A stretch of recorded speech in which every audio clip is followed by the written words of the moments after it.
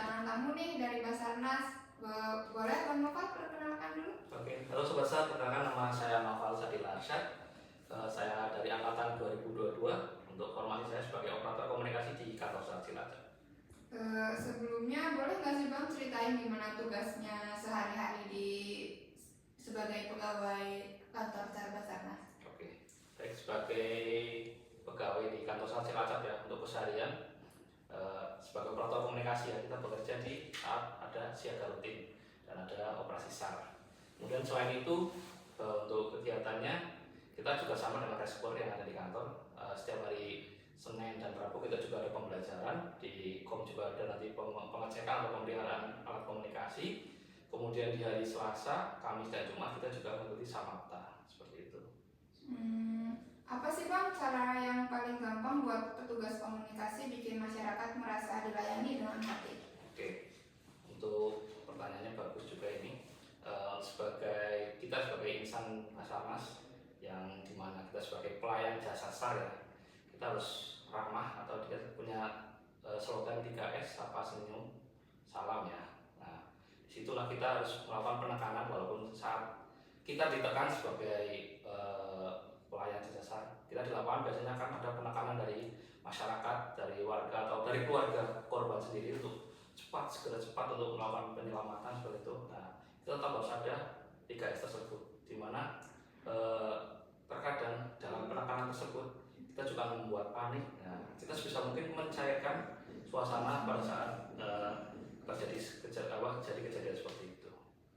Berhubungan kayak gitu harus ekstra sabar nggak sih Bang ngadepin pertanyaan dari masyarakat kayak gitu?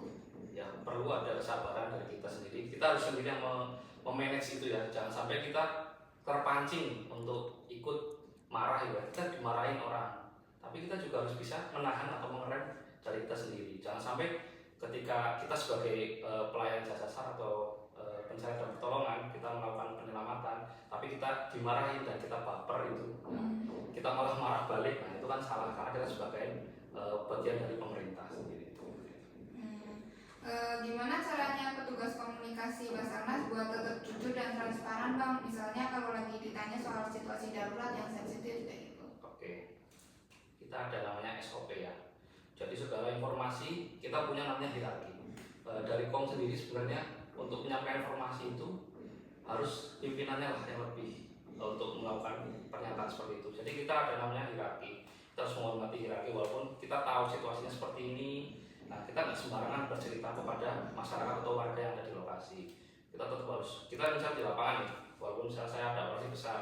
Nah, di sana yang paling tinggi siapa? Dantim atau ada Kasihop atau ada Akansar, ya itulah yang paling tinggi yang akan berbicara kepada masyarakat atau kepada forum yang ada di situ. Jadi kita nggak boleh asal nyebarin berita gitu. Betul, ya? karena kita harus satu komando, satu jalur penyebaran informasi tersebut. Jadi biar nggak ada info-info yang nggak valid lah. Saya misalnya, tadi ini misalnya kita belum menemukan, tapi tiba-tiba ada yang ngomong kita udah menemukan nih korban di sini. Nah, makanya kita dari Basarnas sendiri punya harus satu jalur komando itu. Jadi begitu kita tahu informasi itu, kita sampaikan ke pimpinan yang lebih ke atas. Nah, biar nanti pimpinan itu yang melaporkan ke masyarakat atau ke warga sekitar seperti itu. Kalau sebagai petugas komunikasi ada nggak sih Bang pelatihan yang paling seru buat petugas kayak awal itu biar skillnya makin oke? Oke, jadi di operator komunikasi itu kan kita berhubungan langsung dengan masyarakat dalam artian pemberian informasi.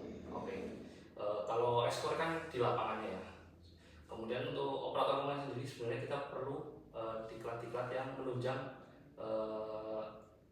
soft skill kita sebagai operator komunikasi, seperti upgrading skill untuk public speaking, kemudian diklat bahasa Inggris itu, kemudian diklat operator komunikasi sendiri lah, karena dari kita sendiri pun masih belum semuanya mengikuti diklat operator komunikasi, karena memang setiap kantor itu hanya pemberangkatkan satu orang setiap diklat. Dan ini sudah tahun ketiga tapi belum ada diklat operator komunikasi karena ditunda kemarin. Kemudian untuk diklat yang lebih teknis lagi, sebenarnya kita sebagai operator kom juga harus ikut diklat MFR. Alhamdulillah saya waktu tahun kemarin saya dengan Pradika sudah ikut diklat MFR. Jadi walaupun kita bukan ujung tombak di lapangan sebagai rescuer, setidaknya ketika ada kecelakaan atau apa di jalan kita bisa membantu secara langsung gitu sebagai medical first responder. Pernah nggak bang dapat pelatihan teknologi yang bikin kerjaan komunikasi itu jadi lebih gampang? Kalau untuk saya pribadi, saya sudah pernah ikut diklat satu kali, itu namanya diklat ARO, Aeronautical Radio Operator. Jadi ketika nanti ada kecelakaan penerbangan atau kecelakaan apa, kita bisa tahu apa sih datanya, terus kemudian dia tahu, pokoknya percakapan dari pilot itu kita bisa tahu. Nah itu, kemudian untuk alat dari kita sebenarnya sudah menunjang, cuman kan namanya frekuensi itu kan kadang kalau sudah lewat dari jarak berapa udah nggak bisa berkomunikasi seperti itu. Jadi untuk diklat ARO juga bermanfaat sebagai operator komunikasi seperti itu. Ada rahasianya nggak bang biar tim komunikasi itu tetap kompak dan nggak gampang ribut? Misalnya kalau kondisi darurat kayak gitu. Oke, kalau dari kita sendiri di kantor staf Cilacap ya, alhamdulillah untuk petugas operator komunikasi semuanya akur.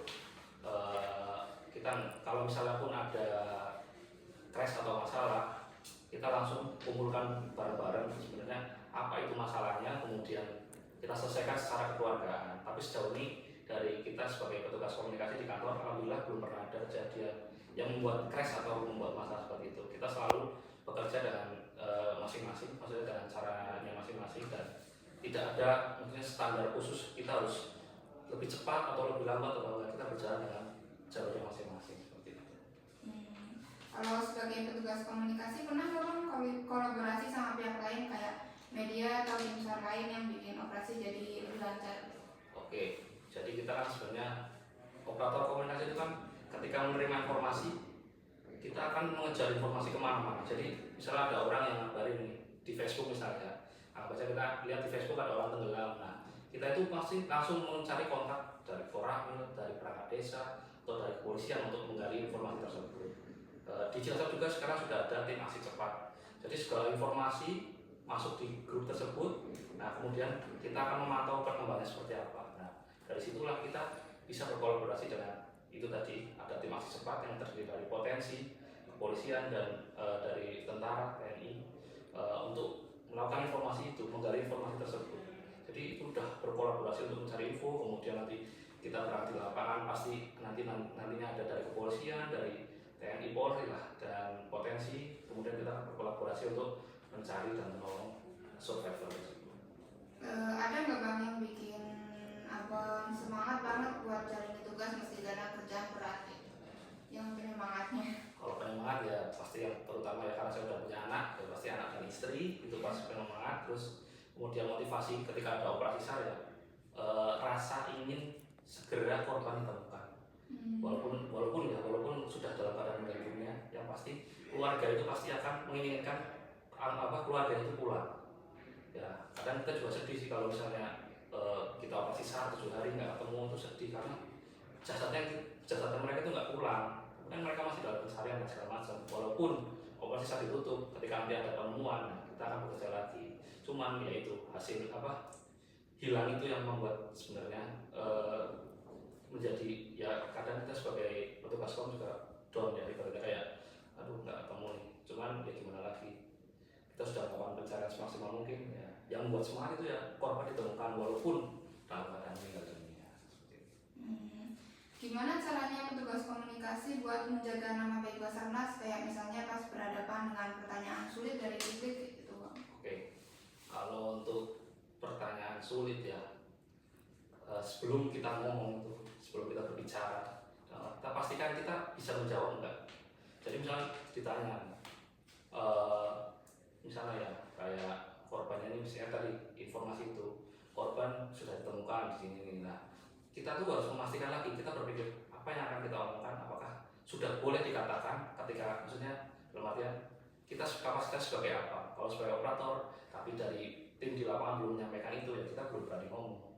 Tapi walaupun kita sudah tahu informasi itu, tapi kita tidak boleh ngomong karena silakan ditanyakan kepada yang di lapangan seperti itu. Kita lemparkan saja ke mereka seperti itu, karena bukan karena kita untuk menjawab pertanyaan tersebut, karena kita tidak di lapangan begitu sih. Di era medsos gini, apa ada cara buat petugas komunikasi buat tetap up to date dan nggak ketinggalan zaman? Oke, kita di operator komunikasi juga selalu memantau sosial media ya, terutama ketika ada kejadian kita langsung buka TikTok, kita langsung buka Instagram atau Facebook, karena yang lebih cepat tuh biasanya TikTok sama Facebook biasanya itu warga akan cepat upload kejadian di situ. Kita pantau, kita cari, kita gali, kemudian tidak lupa juga kita hubungi dari perangkat desa atau potensi desa terdekat seperti Koramil atau dari kepolisian di wilayah tersebut. Itu sangat membantu sih untuk operator komunikasi.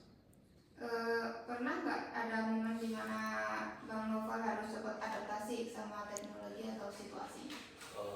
Pernah. Waktu itu kan ya sama kayak kalian orientasi itu.